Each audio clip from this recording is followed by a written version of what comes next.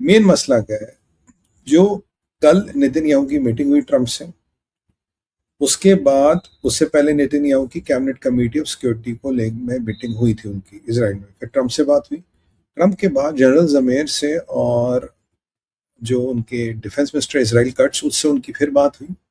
और उसके बाद एक बहुत बड़ा ऑपरेशन लॉन्च किया गया। यह ऑपरेशन था, तुर्किया से करीब 50-60 बोट आ रहे थे गाजा।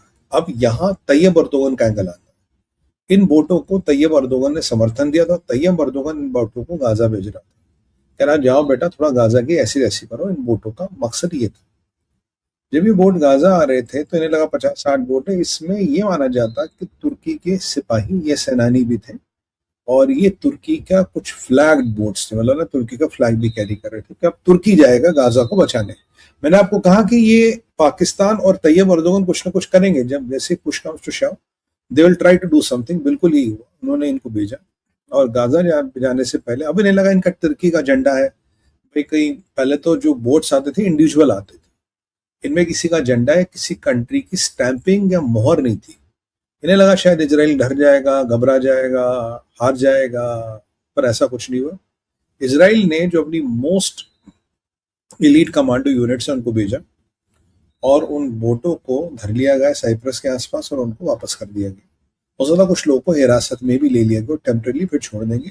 इजराइल के टेरिटोरियल वाटर्स में आने से पहले उनको रफा दफा कर लिया गया। और ये आपके सूरमा है, तुर्की आगे भी थे, तैयब अर्दोगन के पट्टे भी थे, पर कुछ ये कर नहीं पाए। That's a different thing. और जब इसराइल ने अपने मोस्ट पावरफुल कमांडो यूनिट के साथ रिस्पॉन्ड किया तो तुर्कियों वालों की सिट्टी पिट्टी गुम हो गई। कह रहे ये मौत का दूसरा नाम है कमांडो यूनिट। और खुद कोऑर्डिनेट कौन कर रहे थे? बेंजामिन नेतन्याहू कंट्रोल रूम में बैठ के उनसे कोऑर्डिनेट कर रहे थे। बेंजामिन नेतन्याहू उस ऑपरेशन को देख रहे थे और इस ऑपरेशन को चला रहे थे।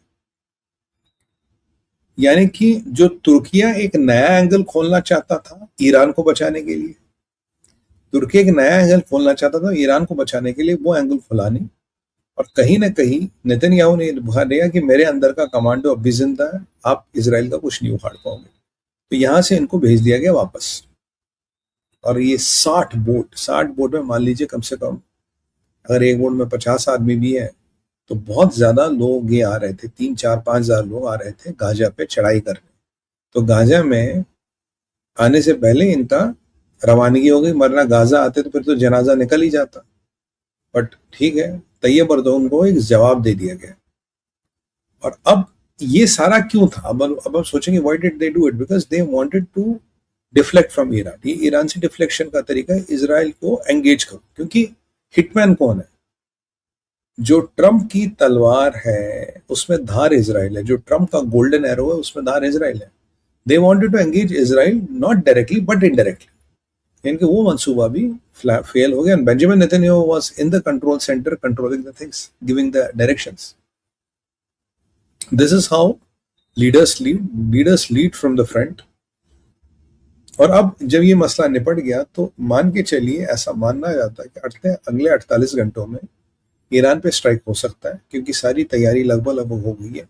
कोई प्रपोजल नहीं है, कोई प्रपोजल माननीय नहीं है। और जो अमेरिका ने फिर 5 पॉइंट वगैरह दिए थे, ईरान ने उसको डस्टबिन में डाल दिया। ईरान कह रहा है हमें आपको कुछ नहीं करना, आपके साथ जो आपको करना कर लो।